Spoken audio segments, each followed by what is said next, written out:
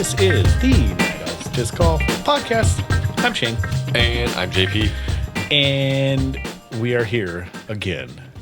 Both sickly young men. Yes. And just like I just got a hot flash.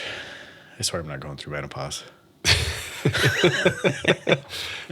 But both. So recording again. Well, I guess that's something too. I mean, do we really have a scheduled day? But we're just recording a couple hours later than we normally do. Yeah. Like 24. Yeah. It feels better if I just say a couple hours less. Yeah. Right. But I was on a trip to Three Lakes, Wisconsin, and dropped off my children at a camp for a week. So that's why we didn't record yesterday. I asked for an extension. Yeah. It's kind of like with my taxes. Yeah, just a little extension. Actually, I don't know if I've ever filed an extension for my taxes. I know I haven't. No, it's just not worth it. I don't even know how much of an extension do they give you when you file for an extension? I know people that have had extensions for like year. Really? Because they give you a certain amount of time and then you can refile, then refile, and then refile. Like you can go for a long time, up to 2 years, I think. Holy cow. Yeah. And I'm guessing that's how people get caught in back taxes because they don't understand that I just filed. Yeah, but those were last year's taxes. You have to file this year's taxes. Exactly. Yeah. I swear I just finished these. Yeah. Now you have another year. Yeah. Oh man. Bingo. That's why we do a lot in house, but we also have an accountant, so we send a lot of stuff out of house too. But once we get it all compiled, then we send it. And he does all the finalize.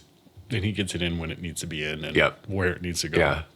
So, doordisc.com. So, and door_disc_golf and night_owl_pod. Those are our Instagram handles. And then once again, doordisc.com is where you can get all your disc golf needs. So today we'll do a little worlds recap and then ignoring sound training advice and exercise philosophies. In disc golf. Okay. Yeah. We'll do a little conversation about that. Yep. All right.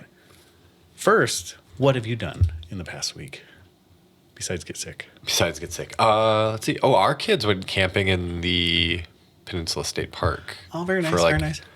Thursday through yesterday. Really? Did you go Tennyson or?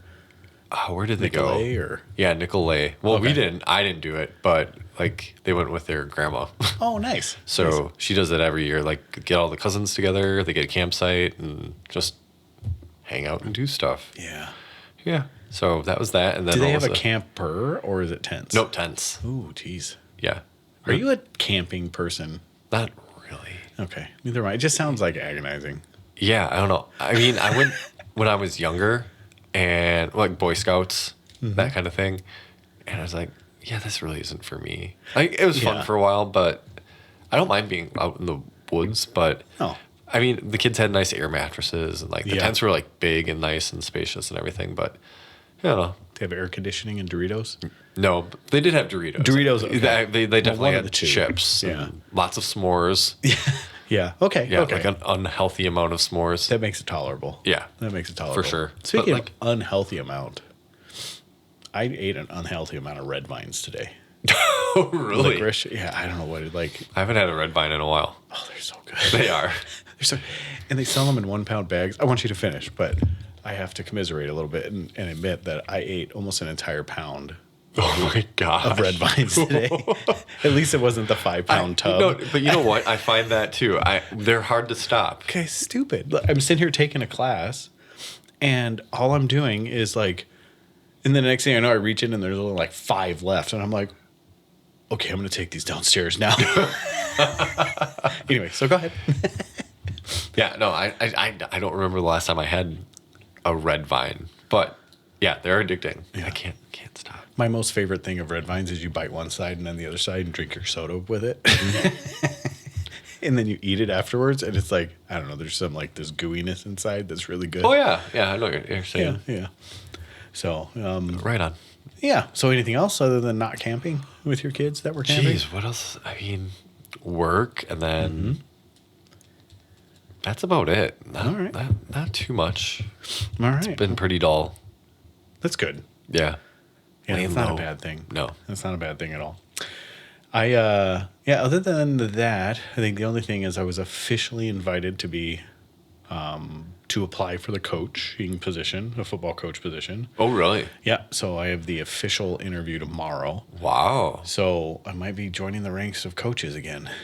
So we'll see how it goes. The school is looking for kind of a lot of A coaches. lot of coaches. I was really surprised by that. Yeah. It's because I think they're looking for like an assistant men's basketball coach. Yep. Basically the entire middle school football football staff. What else did I see? I was looking at there was something else that was a fall sport that they were looking for. Yeah, it could. I don't remember what else. Was it soccer? No, I don't think there's. No. Or, well, there could be a JV coach opening. Maybe it was. I don't know. I don't know, but there was one other thing. One other coaching position was open. I was like, man, for a fall sport, and we're starting in like soon. Yeah. Like, aren't they announcing coaches like tomorrow or no Wednesday? Something like that. Yeah, Yeah. so- I know there's a meeting at school for sports. Yeah. Yeah. Yeah, it's weird. I haven't been to the high school one. I've been to many of the junior high ones. I haven't been to the high school ones yet. So Wednesday will be the first time. Yep. So, all right. So let's get into talking about, speaking of coaching, disc golf and sound training advice. Okay. So you and I have been in our own little worlds of training, you know, lifting, cardio. I would say I do cardio for mountain bike only. Other than that, the cardio would be like getting out of the car and walking into the gym. Yeah. About all the cardio I get. Right. But just, lifting, cardio. But there's a very prescribed, this is the best way that you can train your body, right?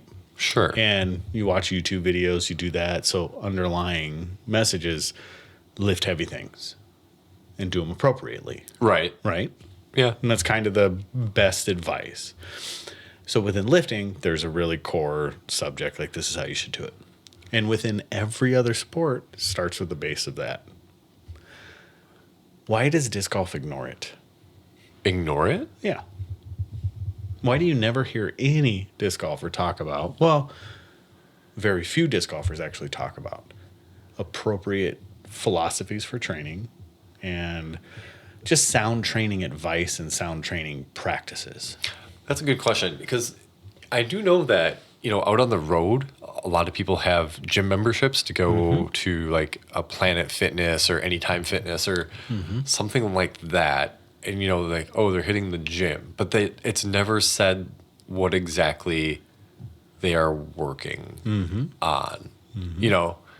Like, I don't know if Ezra's posting videos or anything of him in the gym or anybody else in the gym really, or talking Right. about a specific training routine. But I think Ezra, you look at and you know that he understands his way around the weight room. Oh yeah, for sure. Pretty good. Does he know specific training to maximize disc golf?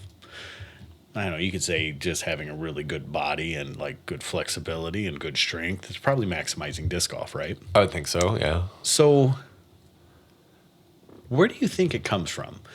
Is it just ignorance? Or is it just laziness? I don't think it's laziness because disc golfers I don't think are inherently lazy. Is that what I'm trying to say? Because they have routines that they go through for everything pertaining to on the course, right? Sure. So definitely not lazy. Ignorance, perhaps, that they feel. I don't know if a lot of people feel like they've topped out. Sure. No, absolutely not. Because to me, you like think, oh, I can only get so far by doing this, and this. I do hear people every once in a while saying, like I said, going to the gym, but I don't know what that pertains to because there is, obviously you're going to build strength. And then there's, like you said, the mobility, flexibility side of it. And that part, the mobility and flexibility, apart from like stretching, I don't know if a lot of people know what else they can do. Right. I mean, you go into gym and I want to say there's a lot of machines and then there's free weights. And obviously you can do a whole lot more with the free weights for mobility and flexibility. But then you go to your leg press, your, leg extension, lat pull downs or whatever. Those are very static moves. Yeah.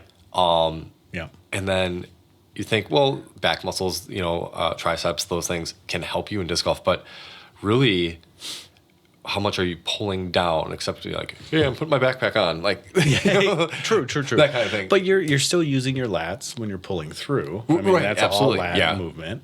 And you're right. So let's go back to the equipment in the gym. So you walk into an Anytime Fitness or 24-hour, whatever, subscription fitness program there is out there. And you're going to have a couple sections of the gym. There's going to be cardio, there's going to be free weights, and there's going to be machines. And free weights are by far what I would say are the superior pieces of equipment in the gym, right? Cardio is awesome. Like, You do there need for it. a You reason. need it for stamina you to need get it. around. You Yeah. do. But machines, I think, are a very comfortable place for new beginners to start because you can't mess it up. Like, You can. you can, you can. But But it's pretty prescribed. They usually have pretty pictures on the side of them. Yeah. And you just walk through it and you just select a weight and go. The issue that you have with all those is a lot of those little stabilizer muscles, all those muscles around the muscles that you're targeting in those machines just aren't getting worked. right. So sure, you're getting an amazing, like, burn in your thigh or hamstring or your lats or whatever it is that you're doing, whatever machine you're using. But it's really isolating that, which is a fantastic thing for like hypertrophy and growth and things like that. Yeah. But is it good overall for training?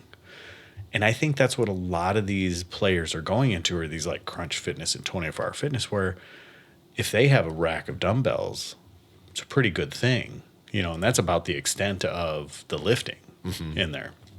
So, or at least free weights anyways. So when we talk about like ignorance, I think that's just really what it is, because a lot of disc golfers, and I think it's becoming less now, but I think a lot of disc golfers didn't come from a background of sports. I think disc golf was their sport. They just stumbled into it. They played. So I think there's just this lack of knowledge of how to appropriately train, and the proven, like, run of the mill, this is the the gospel of training. Doesn't matter what sport you're doing, here's the things that you should be doing on a regular basis that are just almost ignored. Right. And I don't see anything about them. And another thing I don't see is, except for Seth, who pushes this stuff? Right. He's really the only person that talks about like the warming up, the cooling down, that kind of thing. I mean, maybe people are seeking stuff out on their own. You never know. Maybe, yeah. That's possible. But Maybe. And there are some standouts. Like, you got Holland Hanley, you got Ezra Aderhold, you got people that have done these things. But you just don't see it across the board. And you look at someone like Holland Hanley. Holland Hanley has gone from nothing to something pretty quickly in the league.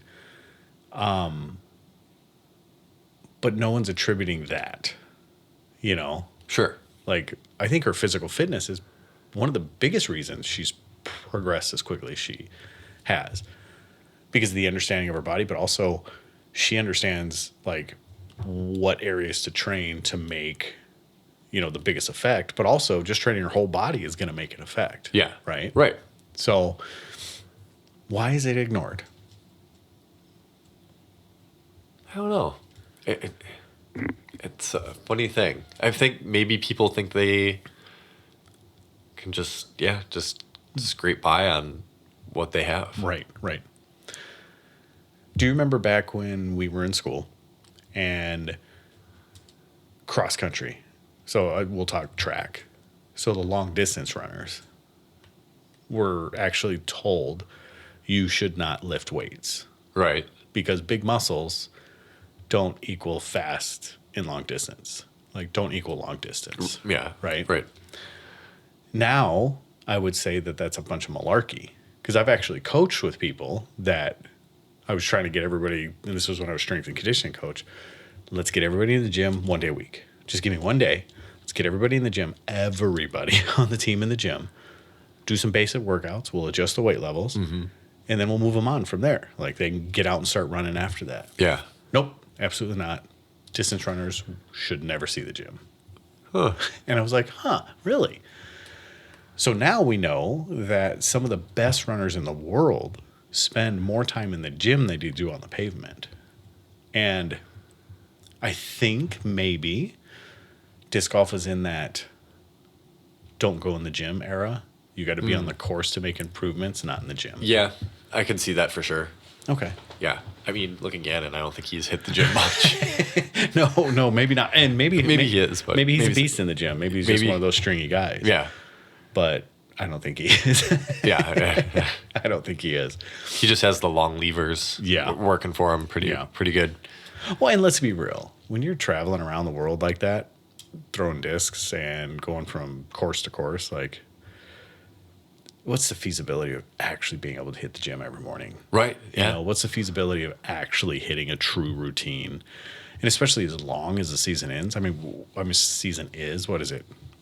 Realistically, from the end of March through September. Mm-hmm. You know, that's a long season. It is. It's a long, long season. So you have 2.5 to 3 months where you can actually devote time to training outside of doing it within season, right? Yeah. Man, that's a lot. So anyways, yeah, that was my question when I was thinking. But I think that's also maybe part of it, like what you're bringing up is a lot of these athletes, excuse me, are getting their training in between or before, in between like the start and the end of the season. And then maybe trying to maintain that level of fitness they have by just playing. Right. Right. Like kind of holding that plateau of where they're at and then trying to progress again. Although I don't see that happening because we all know that you lose muscle pretty quickly if it's not being in a routine. Yeah. They're doing some good studies that even 1 day a week in the gym will help maintain. Yeah. You still need quite a bit more. It has to be very focused. You have to hit the muscle chains. And there's a certain rep range that you have to be within. And we won't get into that. That's not who we are or what we do. Or, you know, I mean, I can spout off what I've heard from other people, but I don't know anything, you know, educationally. But even just getting in the gym 1 day a week will help sustain that muscle on top of. But I think a lot of folks, and this is pure assumption. I don't know. I'm not on tour. I don't see what these people do. But, you know, we see into the background of like Simon when he was doing his vlogs and stuff like that. Like, there's no emphasis on training. It's truly just practice. Right. It's just routine, right? And I would assume that most people probably follow in those footsteps. Sure. So, yeah. I mean, like, muscle is important. It is. Staves off injury.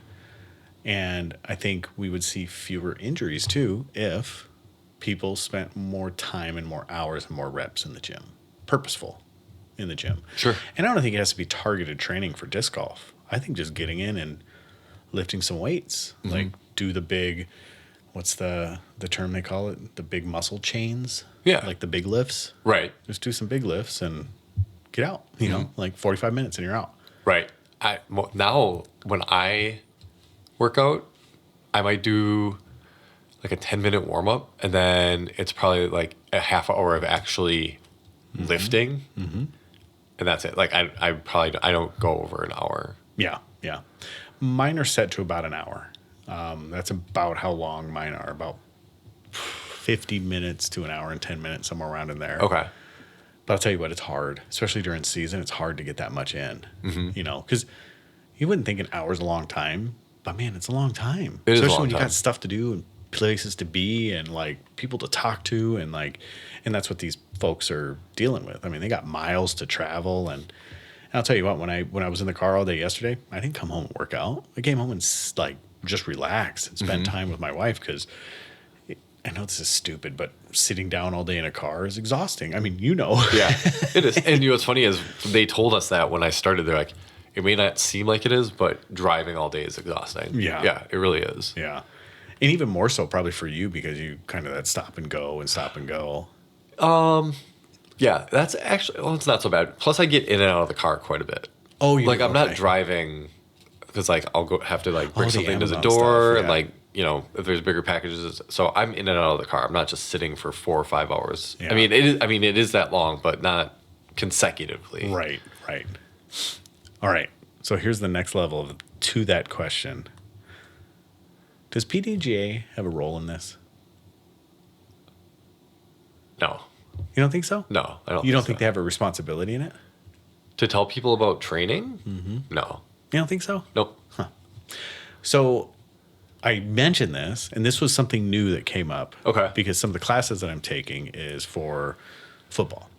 Sure. Like all the safety and blah, blah, blah Okay. with it. But what it also does is it gives you appropriate ways to educate your team and the athletes and how to appropriately walk them through certain Is this like an techniques and things NFHS kind of thing? It's called USA Football. Okay. So, but same thing. Sure. I mean, very, very similar. So it kind of walks you through a lot of that stuff. Why does PDGA not have a responsibility in that then?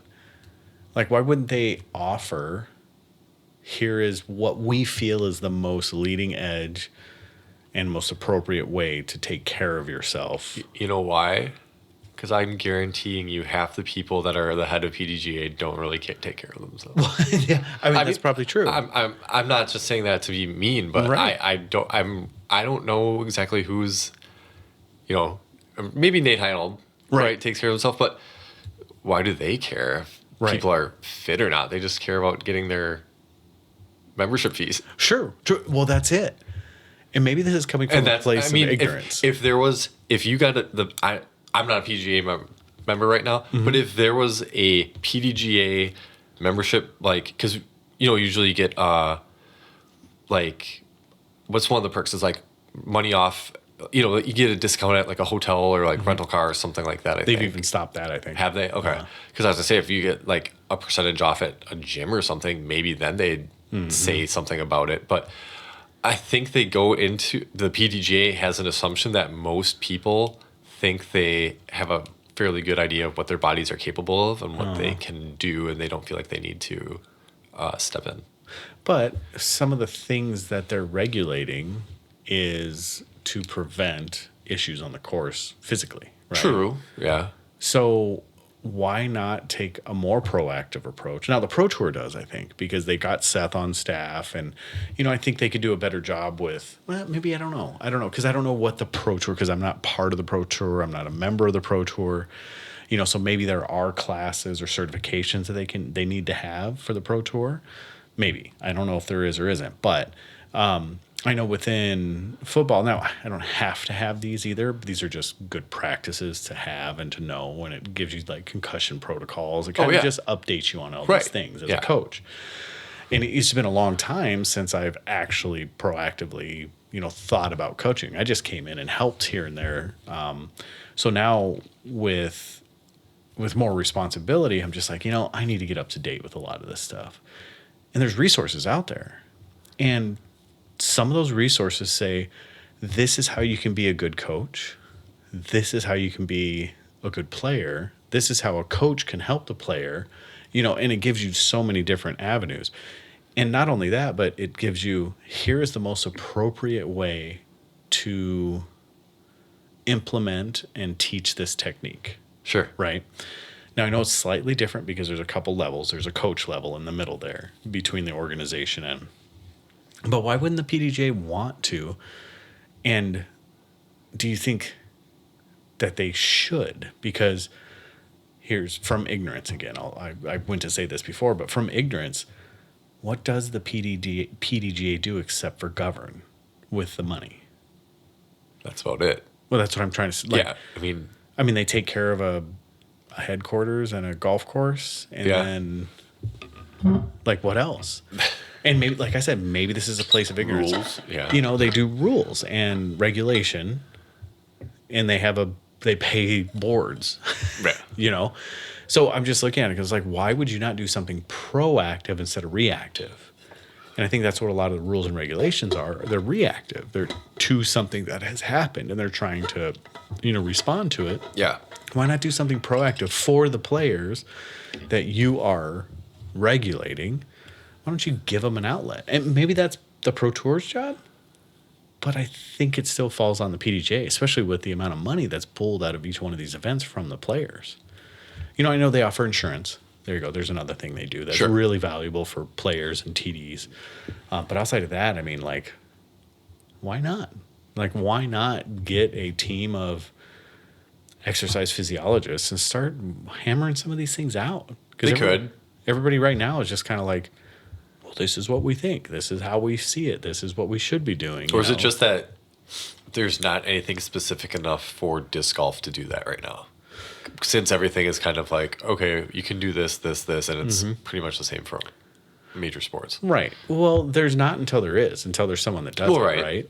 So, and who better to do it than the largest disc golf organization in the world? True. Right? Because PGA is still larger than PDGA is still larger than the Pro Tour. Right. Or what about was it flying the WIF? WIFDIF. WIFDIF, WIFDA. World Independent Flying Disc Association or something like yeah, that. WIFDA. Maybe it's because that encompasses ultimate like guts and like any disc. Any disc, thing. yeah. Okay. Frisbee. Yeah. So I don't know. I mean, I see it as being something that the PDJ should step up and start trying to figure out. I mean, at the bare minimum, you used to have on the back of the PDJ cards like Hilton or whatever it was that was on the back, or Holiday Inn. Yep. Like, why don't you put 24 Hour Fitness on there? Work it out with them. I know they're individually owned. There's a whole complication with it, but why not? You could try to figure something out. So, and then you get a little bit more bang for the buck, and then you're actually serving the people instead of regulating the people. Yeah. Right? Yeah. So, anyways. Our magazine away. Yeah, exactly. I mean, not a quarterly magazine that, yeah. You don't get that unless you pay more now. That's true. So, this was the last year. And it was just the last year, and it was only the multi-year members that got it, or the highest tier.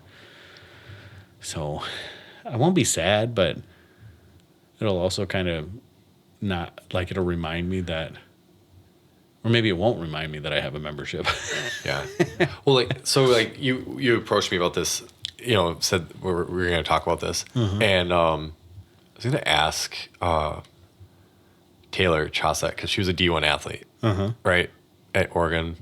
She throws really far. And just, pick her brain on training and exercises that she does to help with disc golf. Because she came into it already, like, a top athlete, and could pick it up fairly easily. Now the whole nuances of putting and those types of things, that's where she had to work on. But she had the physical attributes to already be pretty good. Yep. So Taylor she was like was she a volleyball player? She was track and field. Okay, that's right. She was like the decathlete or something like that, right? Or am I completely off? She could have been. I'm trying to, because it was a couple of years ago that she came on the scene, right? Yeah, like 2, 3. Okay. Yeah, okay. I mean, I think this is her first full year of trying to tour. Okay. I think last year she was signed to Discraft, and then she kind of showed up at a couple events, and then I think this was the first year she was trying to tour. Okay. Cool. Yeah. I think it would be interesting to have a D1 athlete's perspective on it, like someone that was in another sport and then coming into disc golf. Wondered how it was, because I mean, even in my little D3 experience, and this is a 20-year gap. There's a big gap here, but even in my little D3 experience, like coming from training in D3 and athlete in D3, like playing disc golf. Like disc golf was like going bowling, you just went and bowled. Yeah, right. And that's how I always treated it. I just went and disc golfed. Like it wasn't a sport to me. It's just a hobby at the time. It was a hobby. Yeah, it was a hobby. And then when I got older and started truly competing quite a bit, I realized like, well, I took that for granted. And if I would have done these things, my body probably wouldn't feel the way it feels, when I was throwing, when I was getting hurt, and there's certain things like that make me go, maybe we should put a little more time and effort into educating the population about what's appropriate, what's not, or maybe not even what's appropriate, what's not, just what's best practice. And that's it. And let them choose from there if they want to take advantage of it or not. But we're already paying the dues. We're paying the membership fees. And really the only thing that we're seeing out of is regulation. And then I'm sure there's some like things like educational things that are being put out to schools and stuff like that. But even that, there's other organizations that do that. So why not? I mean, why not? So we're arguing about stupid stuff that doesn't matter and pertains to a very small population of the disc golf crowd. Like, let's reach out to everybody and give them a good resource to excel in the sport and make the sport more exciting and grow the sport. I mean, these are like the grassroots efforts that could be taken to make the sport better. Well, I'm curious. I'm there's like the Uleberry Academy. There's another one. I forgot what the other Power grip or so. Yes, I know what you're talking about. Yeah, there's like two that are like online coaching / things where you can like go and maybe like, talk to a pro or like get courses or whatever.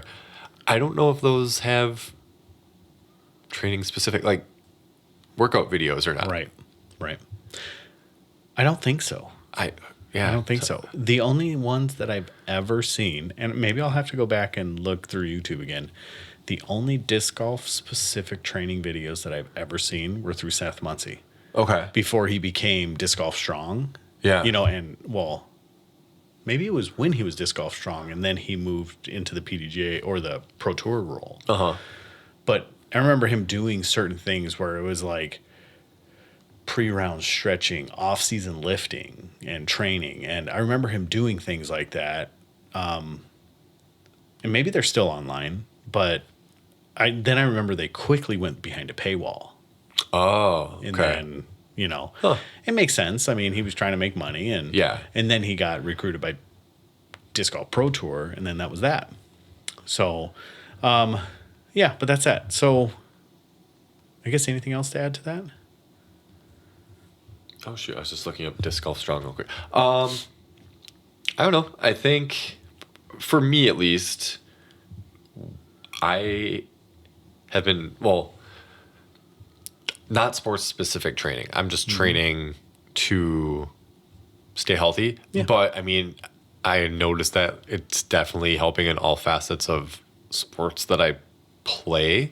So I don't know. I'm not doing anything specifically disc golf wise, but no. I'm just trying to bulletproof my body the best I can so I don't get injured. Yep. For us, it makes sense. We're old guys. Well, let's be real. I mean, we're in our 40s. Yeah. We're not old, but we're getting to that age. We're at that tipping point where things are going to start to hurt where they shouldn't hurt. Oh boy, that was loud. Sorry, my bad. That's okay. I didn't realize the music was going to come flying on when I. But things are going to start hurting when they shouldn't hurt, and I think that's the same thing that I'm doing. And I like that bulletproofing. I've heard it before, but when you said it that's exactly what we're doing. We're just making ourselves stronger and more bulletproof as far as injuries go, because we want to be able to play with our kids and shoot baskets and do stuff like that, and not have to sit on a couch because our back hurts. Yeah. And I think that's true. And I think any training, especially like just basic big chain work, is going to benefit. I mean, the improvements I've seen in mountain biking, disc golfing, and shooting baskets, I mean, just in general, being around my kids, just even sitting on the floor. It used to wipe me out to sit on a floor. Like, it was just hard to sit on a floor and play with my kids. I don't have an issue in the world with it anymore. Right. So, this is year and a half worth of consistent training now. And it helps. It helps a ton. And I think if we could contribute some of that stuff to the PDGA or to the disc golf game and just getting people regularly in the gym and creating those good habits, I mean, I think it'd be an awesome thing. So, on Disc Golf Strong, Seth does have. There's like a free copy for like warm ups to like warm up your body before and everything. Then there's a performance academy that you can join. It's $45 a year or $69 lifetime access. And then there's also a off-season training program, which is 4-week body weight program, 4-week free weight and band program, and that's like $27. So for a 4-week program. So I don't know. I mean, if you're somebody that is looking for something specific to disc golf, I mean, I don't think that's really short. 4 weeks. Can you really make? I mean, yes, you could. Let me. I'm being very critical. Any work is better than no work. True. But can you see meaningful change in 4 weeks? You can see like pretty decent. I guess it depends how hard you go. I mean, you got to stay consistent with the workouts in order to make it a habit. Yeah. But yeah, you can make. I mean, 4 weeks is like 3 months. So 4 weeks is 2 months. 4 weeks. Okay. Yeah. Sorry. No, wait. 4 weeks is 1 month. 1 month. Yeah. Okay. I will say that.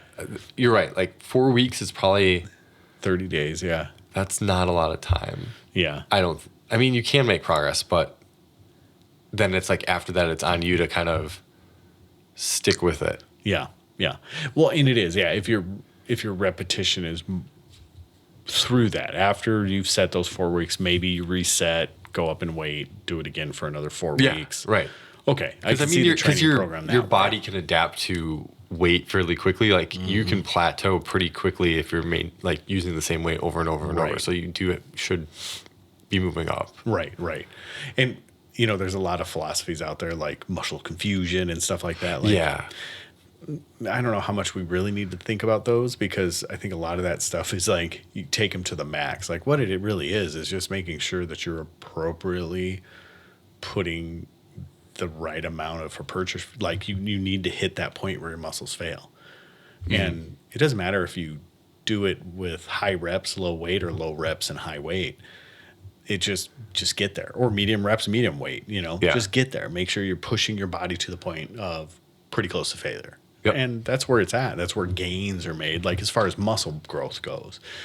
And cardio and all that stuff, I don't know anything about it because, like I said, but from where I'm sitting, that's kind of the biggest things. And for, guys that are our age, it takes us a lot longer to build muscle. It takes us a lot longer to gain strength and do stuff like that. But even within that realm, like I still see growth every month, every month. But 4 weeks just seems like a real short amount of time for some reason. It does. Like I feel like 6 weeks is minimum for a cycle, but I don't know. Like I said, that's just what I've been doing. Yep. So, but all right. Anything else? No. All right. Should we jump into a Worlds recap then? Sure. All right. So Worlds happened, just so you know. Yeah. And this is your point. Spoiler alert. There's no such thing. So alert. It happened. We do have winners. And let's quickly go over the recap of how poorly both JP and I chose. Okay. XX is not as bad, but we will go over our World's picks for MPO. So on my side, I picked Heimberg to win, Burr in second, and P. McBee on the podium in third. My wild card was Lazat. And then JP went with Burr, AB, and then Robinson. So, we didn't do too bad. I mean, we didn't do great, Right. but we didn't do too bad. No, we didn't. And I think both of us said on the MPO side, the likelihood of someone podium that was from Europe was pretty low. I think I said there was a 0% chance. And you gave it a slight percent chance that someone would finish. And Nicolas did it. Nicolas did it, yeah. So that's a good thing. So he came in third on the podium. The two standouts that we'll talk about real quick, I guess we don't have to talk, we'll just mention them. But Ezra Adelhold set a course record and then was shortly lived when AB came right behind him and set a better course record with a bogey. Yeah, but he had the crazy front nine of going 9 down through 9. Yes. I mean, he did par, birdie, eagle. Yep. Yep. Yep. So, I mean, that was pretty awesome. But Yep. so here's like Ezra did his 15 down at the Monster. Mm-hmm. And then AB did his, what was it, 15 at the Beast. Mm-hmm. So, I mean, 2 different courses, but still both equally impressive. Yes. Very, very impressive. Ezra's was a 1094, AB's was 1105. Yeah. I gotta say, like, I mean, I've seen the Beast more, but I do like the Monster. Yeah. Oh, yeah. Absolutely. Yeah. I think they're both phenomenal courses. Oh, yeah. Yeah. They're both phenomenal courses. So Gannon Burr is quoted saying that Ezra Adelhold's round was the best round that's ever been played. I had heard that. I think a couple of people had mentioned that. They thought it was the best round that has ever been recorded. Yeah. I mean, it's possible. It's possible. That is so hard to say. You know, because you think about like soccer and football and baseball, and there are very iconic games. There are very good games. Yeah. There are very standout performances within these games. But can you really say that one is the best game over another? I mean, even in golf, let's go with regular golf. I think Tiger and McIlroy and Rory and then who's the guy that just won? He was in the Sandler movie. Why can't I think of his name? Not Bryson. The guy that was in jail. Scheffler. So, you think about some of these guys, and some of these guys put out some amazing rounds and some amazing tournaments. And, I mean, even go back to Tiger's glory days. Like, guys have put down some numbers. Yeah, for sure. Can you really say that there's one best round ever played? I mean, you can make that point, I guess. I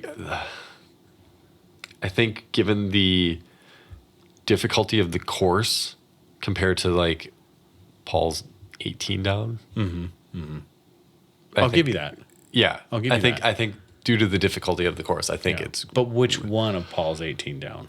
Oh, yeah. Right. So the one at Fountain, I give you that. Yeah. Because as of right now, it's still the highest rated round ever played, right? Yes, it's better than that. Yeah. But his 18 down at Toboggan, that's impressive. Yeah. That's amazingly impressive. Is it as impressive as this? Maybe. Maybe. With the elevation, like. Yeah. Yeah, I would think so.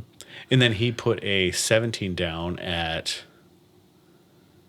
his second highest rated round ever. Where was that at? Why can't I think right now? Anyways, he put a 17 rated round or 17 down, which was his second highest rated round ever. And Paul himself said that was more impressive than his other two 18 downs. Yeah. Right.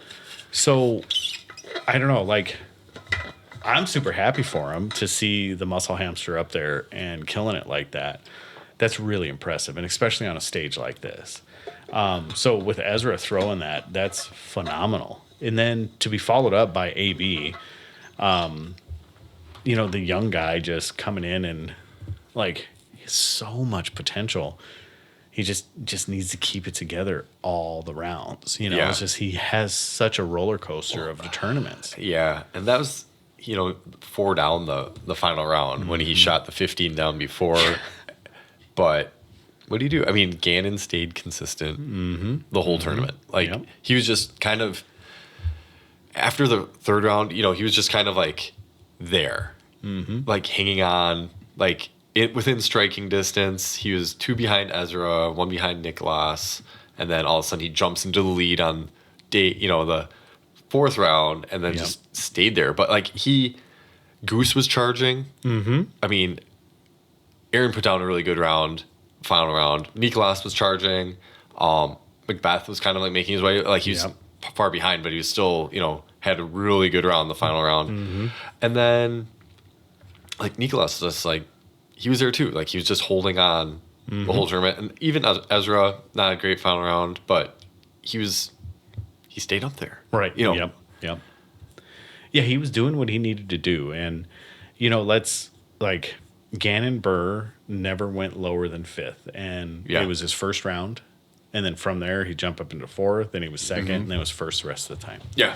So he killed it, man. He killed it. And I am super happy for him. And there is not, when you see people win, you're like, there's always a little bit of the, why did he win? I don't feel that with Gannon at all. Oh, no. I'm just like, yes, finally, I'm sure he felt that way too. I'm sure he did. I'm sure he did. So, but let's, hats off to Paul Macbeth too, shooting a 12 down at the final round, and he hung in there. But he was in contention up until probably round 3. And then after that, it was kind of out of his reach at that point because he was about 10 down after that, after round 3, and there wasn't much he was going to be able to do from there. So, but yeah, Aaron Gossage too. Gooseman's coming up, and he has the ability to do that. He's done that so many times where he just comes out of nowhere and just takes it, and you're just not even expected to win. He's just in the hunt, and all of a sudden he takes it down, and it's just, you're like, so good for him. But yeah, so there you go. So finals top 3. So Gannon Burr is your 2025 World's Champion. Gossage is in second. Nicholas Antila, and then Ezra Aderhold. And then we'll give some shout outs to Sullivan Tipton because he led for just one round. Two rounds. Just one round. Nope, just one round. Ezra took it from him in the second round. That's right. So yeah, he came out blazing first round, 12 down, and then he shot pretty good. Not great. He shot 6 down, so he dropped off a little bit. Third round, I was watching, and he got in trouble a lot, throwing into some trees, not really. He had one shot that I was surprised. He was stuck in this pine or cedar tree, and all of a sudden, he just whips it, and it comes out. I'm like, how did he find a gap to throw that through? And then same thing, Ezra had this shot round 3 where he was stuck in some tree out on the left-hand side. I forgot what hole it was. And all of a sudden, he laces a shot through it. I'm like, how are they finding these gaps? Yeah. It's just unreal. And Ezra's disc, maybe landed just outside the circle. I was like, what the, just crazy. Yeah, the highlights are really awesome to watch in this. It's just incredible, some of the shots that come out of these guys. Macbeth made some just incredible shots as well.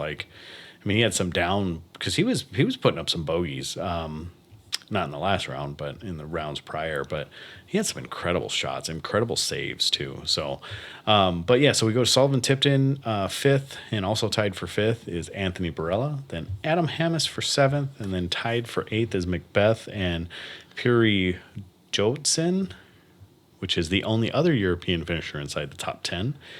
And then we have Marweed and Heimberg tied for 10th. So there's your top 10 for MPO. So Heimberg's up there. I wasn't too far off. No. Macbeth is up there in the top 10. So all 3 of my guys were top 10. Yeah. And all 3 of your guys were not. No. So Robinson let you down. Yeah, he finished just outside. Yep. And then I had, who did I have as my turn? McMahon. Oh, yeah, Eagle. Yeah. Did he even finish? He Mine was 18th. Lazat was 18th. I don't know where he must be down there. 51. Ooh. And Ricky Wysocki finishing in 32nd. What happened? I feel like last year was a really good year for Ricky. And then he just kind of pooped the bed. Yeah. I haven't been seeing much out of him really. So, all right. Well, want to go on to FPO, and I'll tell you where we were sitting. So, we had. Give me 1 second. Okay. So we had. I had Sarnin finishing first, Hanley second, and Lat finishing in third. Yep. And then I had Missy Gannis as my dark horse, and then you had Sarnin finishing first, Lat second, Hanley third, and then Mandahano as your dark horse. Yeah, that was pretty dark. Yeah. So. Well, she finished 16th. In reality, all 3 of ours could have been. Well, I guess Saarinen was pretty good, but all of her should have been dark horses. Yeah, right. I mean, and you know what you said? You said that wasn't you gave a pretty high chance of multiple Europeans Yes. finishing it inside the Yep. At the top. at the top. So and they did. Hannah and Ida Yep. were both there. So Ida is really funny. Ida, when if you look at her picture and then they compare her to have you seen the Facebook post and the memes of it?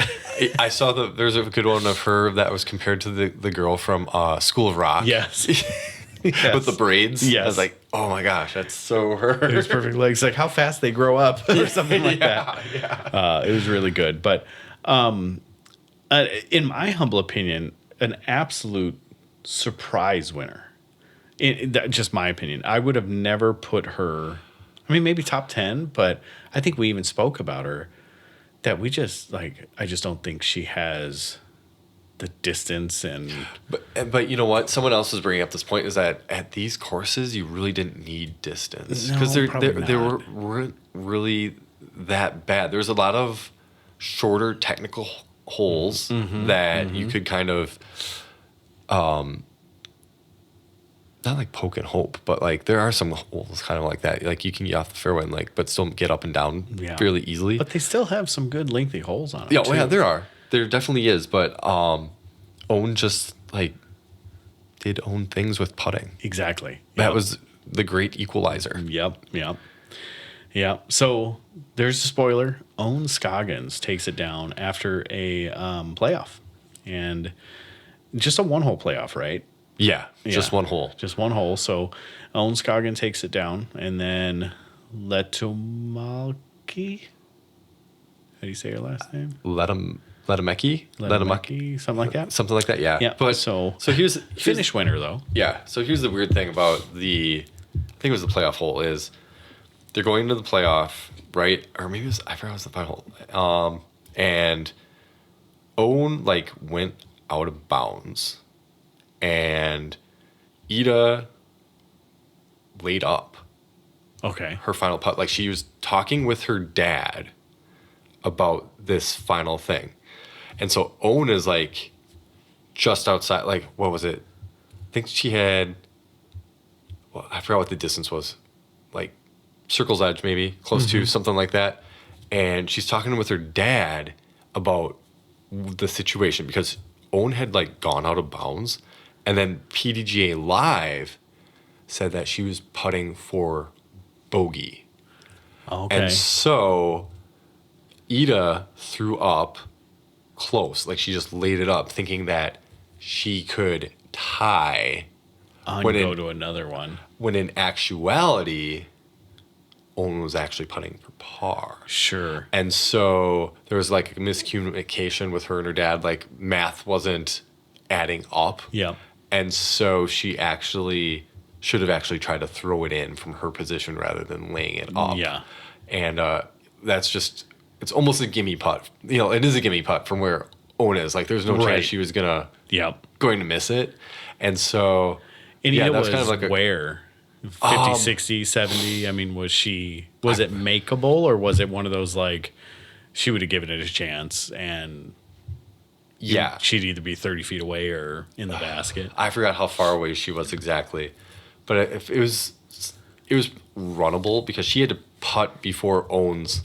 She was throwing before Owen's putt. Owen had already thrown, landed towards the gallery. Okay. And then she was kind of up against the OB wall. Yeah.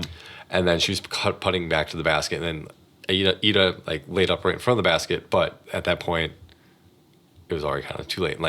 Misunderstood what was going on. Shoot. Yeah, that's hard when the math isn't mathing, and especially for something like this because that's a worlds. But Ida, I mean, yes, that was something that happened, but she also had a pretty rough round. She didn't have an amazing round. She was only 1 under, and she had 4 bogeys and only 5 birdies. Well, yeah, that math's right. So, yeah, and that's not including the final hole. That's just through the main 18. So, that was, I mean, really, that was on her. She should have never even been in a playoff with her. Right. But, I mean, because Owen did own things as far as putting those, but she really only made 2 more birdies than Ida, and Ida went into the round up on her by like 6, didn't she, or 4, something like that. But it wasn't a lot. It wasn't by a lot. No, it wasn't. So, no, she only went up on her by 4 going into the round. So she still would have had a 2-stroke cushion, So, but it is what it is. I mean, that's how the discs flew, and that's how the cookie crumbled. So, but that's good. So Owen first, Ida second, and then Ella Hansen comes in third. So she just kind of surprises every once in a while. All of a sudden, she's on podium, and then she doesn't show up for a while, yeah. and then I know it's interesting. She's another one that has everything you need to be the world number one. Oh yeah, and she just needs to put it all together, right? And I don't know what it is. I don't know anything about her. As far, I mean, I know about her, but I don't know anything about her mental or anything like that. Like, I don't know what it is. Is it a lack of passion? Is it a, what is it? Or is it consistency issue? Or is it just that's how she plays, and she. I think it's just how she plays. I mean, sometimes I'll see her putting in the circle and she'll miss a putt, like that should be fairly easy. Mm-hmm. I was like, oh, wow. Or, like Cage It, Top Bandit, something like that. Very rarely, like, she's not like Evelina or Henna, like, airballing putts. WTF, Kevin. Yeah. Did you see Henna's? Yes. Like, I don't know what and then Evelina, 2 times, she's 5-10 feet and boop, just right past the basket. You're like, you're 10 feet away. It's you're like 10 feet away. Like, it's like an Angel Reese syndrome, Like all of a sudden your elbow locks, like your wrist, your wrist is coming through, and then like your elbow locks, and you're just airballing it past the basket. Oh. But the henna flub where she tossed it out, she rushed that putt. Sure. Yeah. Like she was like ready to go, stepping up. She had her, and like looking at her hand, it was just odd. Yeah. I would say. And then to all of a sudden just be like, dude, and then, Yeah. I mean, she did it once earlier this season at the European Championship. Like she had the putt, but it like the wind like batted it down or did whatever with it. But this was something that, but just a complete mental error. That's the stuff that happens with her. And that stuff happens. She has a lot of clips. I mean, they could put a lot of clips together of her doing stuff like that. And I don't know what it is. I mean, that seems... we've harped on them enough that I don't need to go through that again. But, yeah, that sucks. Yeah. I mean, there is something there mentally that just... Something freezes up on her. Like, there has to be a pressure switch somewhere. She's just hasn't figured out how to turn off yet. I don't know. It's odd. Because as good as they are, those aren't the mistakes they should be making. So I'm pretty sure it's her husband on her bag for her. I mean, she just got married a month ago, month and a half ago. And I'm pretty sure it was him like carrying his bag. But I just remember when Evelina had Proctor on her bag. That's somebody that plays disc golf, understands the pressure of being in the moment and everything. And I feel like she could use somebody like that. Like, hey, slow down, step off the putt, now go back to it. Just like that. Yeah. And all you do is need that voice of reason. And I don't know, you hope to see it all come together for any of these ladies. I mean, Ella's one, Henna's one, Evelina. You just look at all these, you going down the list, and you want to see them put it all together. I mean, Handley's one that I would love to see put it all together and hold it consistently. But so anyways, Annika Steen is in 5th, Silva Saarinen in 6th, and that was the one we both had winning. Yeah. Evelina Salonen comes in 7th, and tied for 8th is Missy Gannon and Holland Hanley. And then 10th is Katie Teti.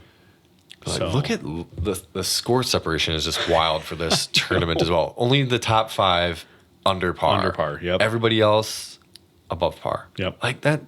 And you get into 13 and everybody else Silva is finished, double. Silva finished even. Even, so, yeah. That's my bad. But still, I mean, for there to be a 5-stroke difference between 5th and 6th that's incredible. It is. So I think we kind of mentioned something about that like the last tournament as well. Out of 87 players, and we'll get to the elephant in the room, but out of 87 players, only 12 of them finished under double digits. And then only 5 finished, or 6 finished even or under Yeah. par. So crazy. I can't believe there's that big of a discrepancy between gameplay Yeah. in these ladies. That's incredible. So, all right, let's talk about the elephant in the room, or the one that left the room. Yeah. Okay. So, Kristen Lott, formerly known as Tatar, exited stage left, 3rd round. Yeah. She deuced it, and that was it. Well, after the first round, she had a pretty emotional interview, saying how like she got interviewed and she was pretty like choked up, like verge of tears, like about to break down. And she was talking about how she didn't know if she could go on. She didn't even do that bad. No, she was 6 strokes off the lead Right. after round 1. But maybe the pressure of her thinking that she should have been higher. Right. I mean, she's still in striking distance. Oh, and absolutely. like when you look at the scores, like she could have easily probably made it up. Oh, for sure. Because you go back to round 1 and where they were, she was not, as she was I mean, she was a ways off after round 2. I mean, she was 9th. So she was only 6 strokes off in round 1, and then Right. round 2 she fell more. And she was and by round 3 she was 16th, and then she had five bogeys. yeah. That's, or not even bogeys, like 2 double bogeys, a bogey, 2 double bogeys and 3 bogeys. So not. Well, you go from the highest rated player in the world, or female player in the world, to DNFing because you're not doing well. And essentially that's what she wrote. She just emotionally wasn't doing well. Yeah. And she didn't see any reason to continue because she had no chance of winning. So she just stopped. I don't know. I mean, I'm going to be harsh. It's kind of a coward's way out, as far as the gameplay goes. I don't know what she's going through mentally. she could have still cashed. I agree. Yeah, I agree. I don't know. The question in my mind is how sick is she mentally? And is she getting help? Right. Like, there's something there, because that's not just a yip. Like, that's something depressive, right? Yeah. Maybe anxious, maybe depressive, something like that. Could be, very well be. But that's trauma. There has to be something there. Because so I was thinking about this, and somebody else had mentioned like the whole parting ways from her manager situation. I don't know if that has something to do with it. She was playing fine as well up until they announced that it was officially a broken toe. Okay. Right? Like as soon as it was like officially announced as being broken, it seems like from that point as well, she kind of like, I guess things have dipped. Yeah. And I'm just wondering if it's like, okay, she's playing assuming it wasn't broken. So like there was no fear of like anything happening. Mentally she was still good, and all of a sudden it's like broken toe. Well, I can't really do anything for that. And like you're picturing something broken. Right. But that's tough to say too. Yeah. And then, yeah, I think she was putting a lot of pressure on herself, having it be the first Worlds outside of North America. She wanted to have a good showing in front of people. And I'm just kind of wondering too if people don't see her as anything beyond disc golf, right? She has all these other. She's a mother. She's a wife. She has other spokesperson, gets rid of her manager. So now she's taking on the role of all these other things that she has to worry about, where before it was like just disc golf. Right. Yep. And then all of a sudden it's like, oh, maybe she didn't understand the magnitude of what a manager can do for, like, I'm sure she did, but like how much is it really? And then all of a sudden that collapses on you. Yeah. I don't It know. could be that too. I mean, but another thing is you go from a Estonian female disc golfer that goes over to the US for a couple months, comes back and does well, to a nation's icon. Yeah. Quite literally. Oh yeah, A nation's very icon. much. Like their sportswoman of the year Right. was her. Right. You know, And then the worlds of the game that she is, playing and has been recognized for is in Europe. I mean, blocks away, like, well, we won't say blocks away, we'll say states away, Yeah. or nations away, but, really darn close, like essentially in your backyard. And not only do you have Porsche and Nike and, Estonia, and then there were some other small brands that she's been picked up by. You have all these brands just waiting. There's a lot of pressure. it is. It is a ton of pressure. I think she also had. There was something to do with her clothing line. I think something was launching with her clothing line at Worlds as well, but I don't Okay. remember if that. I'll have to check that out. Yeah. And like you said, if the manager was like ousted at that point, whatever reason, like, man, that's a lot of responsibility Yeah. to be put on one woman's shoulder, any person's shoulder, but especially Lot's shoulder, Lot's shoulder, who is supposed to be focusing on competing, and then she has to be with her kid, with her parents, with, like, she's a real person, a real woman that has these things going on. With all that being said, man, just back out of a tournament like that, because there are still expectations from your fans, and you don't owe them anything, but wouldn't it be cool to just see a person persevere through something like that? Wouldn't Yeah. it be cool? I'm just thinking of all these, like, talking points that could be out there about it. Like, wouldn't it be awesome to see, like, yeah, I'm really struggling, it sucked, but I battled back from 30th to 23rd or whatever it is, like, I was able to string it back together, but, who knows? And only she does. Yeah. Only she does. I mean, she's let us in as much as she's going to let us in, I would assume, Yeah. at this point. So, sucks to see. Just flabbergasted she's not on the podium.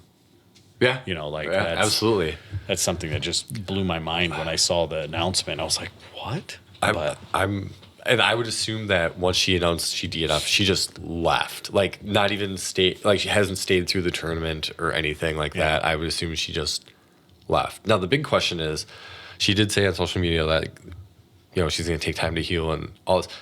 What is that timetable? Like, Right. We have no idea when she's looking to come back. Right. Or anything like that. So it'll be interesting to hear from her again about progress she's made and when she thinks she'll be close to, if not fully herself. Right. And Because I question if disc golf is fun for her anymore. well, that's right. That's a lot of what I mean. Because if you remember rightly, she was a skier. Gosh, something like I think that. she was like a slalom or skier or something like Yeah, that. that could be. And that's ended up what happening with her. She competed at a really, really high level, and she just ended up falling out of love with it because she wasn't amazing at it, but she was good enough. And she just fell out of love with it. Oh, good night. I didn't turn mine. That's mine this time. So I don't know. We'll see. But congratulations to Owen and Burr. Pretty awesome that Owen won Masters Worlds and then wins just Worlds. Yep. Like that'll probably never, something like that'll never happen again. No. You're not going to see it out of Macbeth or someone like that. No. I mean, like, we don't even have anybody else that is close enough on the MPO side that could do it. I mean, not Sexton, that's what I was thinking. Macbeth, 4 years? 5 years? He'll be 40? Yeah, but he doesn't want to play Masters at all. Yeah, but he's done when he's 40. Yeah. He can play Baby Masters, though. He Yeah. can be a 39 as long True. as on the year that he's turning. But, yeah. But that is awesome. That is an amazing thing. So good for her. I mean, that's a record setter, I'm sure. All All right. Anything else? No. Oh, actually, Oh. Bobby had mentioned something on, he was like, I was watching a video of this, I don't remember who put it out. There's a woman talking about like all the things at Worlds, like showcasing like the big bridge that's going over. Oh, sure. And then it was like, oh, here's our VIP tents, whatever, yada, yada, yada. And Bobby said something about, brought something up about the VIP experience and like, oh, how cool is this? Well, you know, all that. I was like, and I was looking at it, I was like, okay, cool. You have these tents, like they're kind of like elevated tents or whatever, you know, over the 18th green. They're like, oh, this is so you can watch, you know, the final putt of the showcase and everything. He's like, isn't that cool? I was like, yeah, it's pretty cool. But when I think of other sports, like you go to an NFL game or any arena, right? If you're in a box or if you're in like club seats, you get to see the whole experience because it's right there.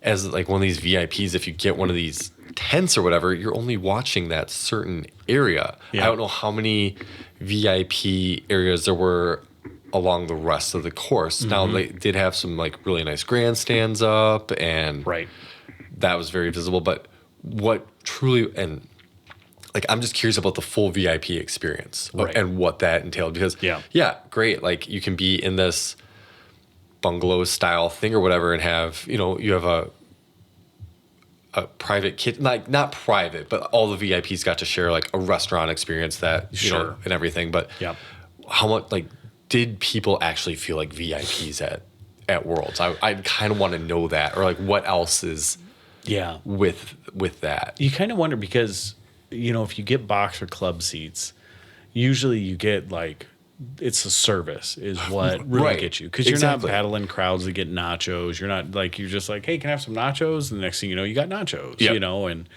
so I think that's some of the, and then like, you're like, I'm a little cold or I'm a little hot, go into the AC or the heater, you know, like that's the experience of club even or box. and even like now there's some stadiums, I'm thinking of, I think the 49ers stadium or some of these newer stadiums, they have a button. You can press a button on the seat. And like somebody will come down and take your order and go back up and that's awesome. Bring you stuff. Yeah, that's awesome. You know, like box seats. Like, my son is really spoiled because the only events he's ever been into were in box seats. Oh, really? Yeah.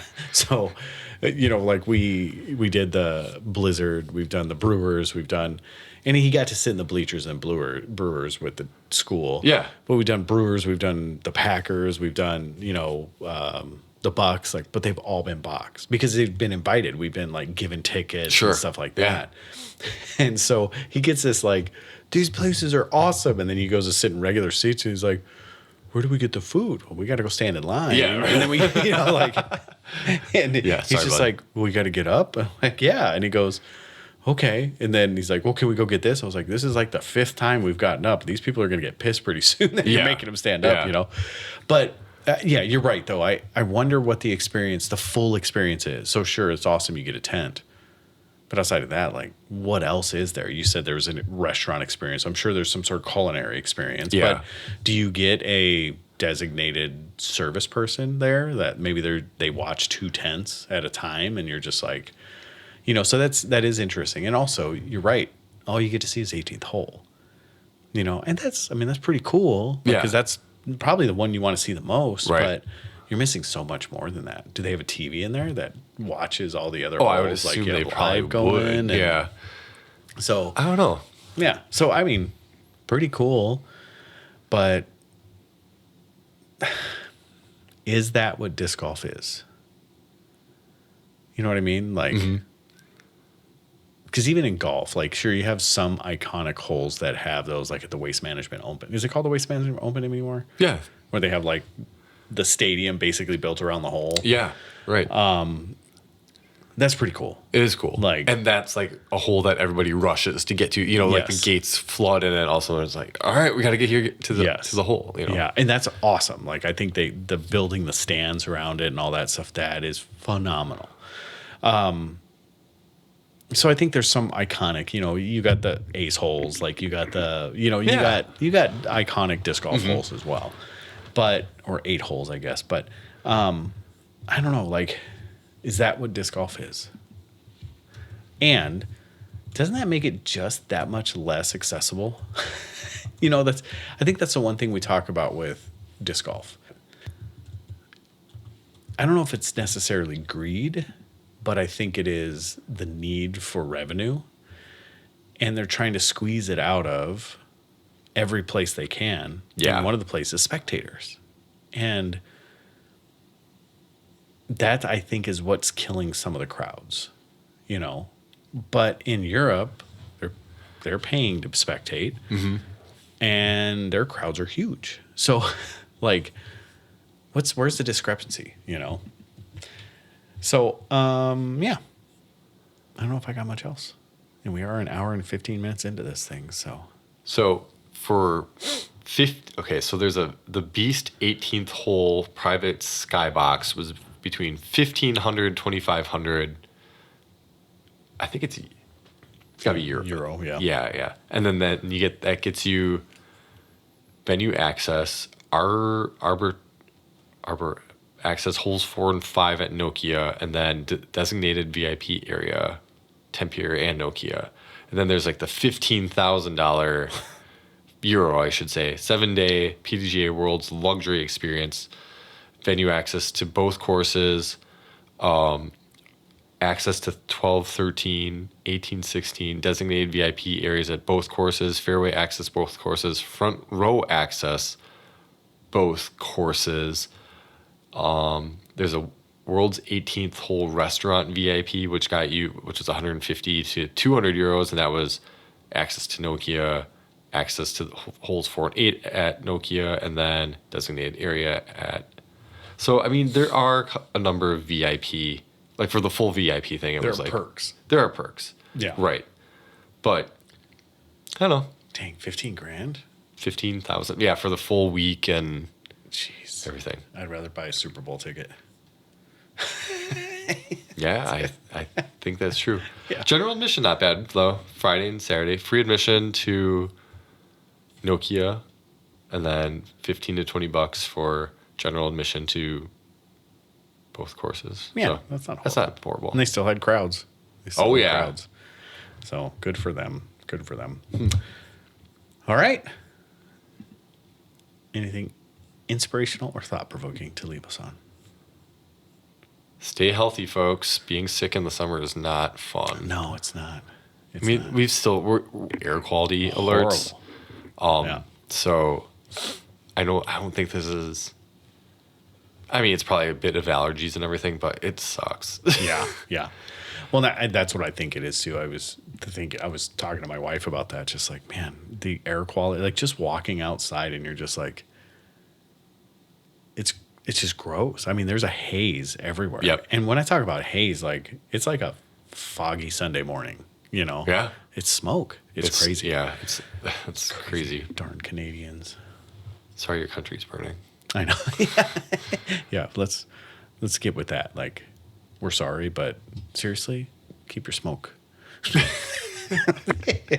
No, we hope everything's going well, and it's crazy how big they are. Like how many wildfires and stuff there are. Mm-hmm. It's crazy. Yeah. It's crazy. And it just seems unfathomable to us because we've had like 4 months of nothing but rain.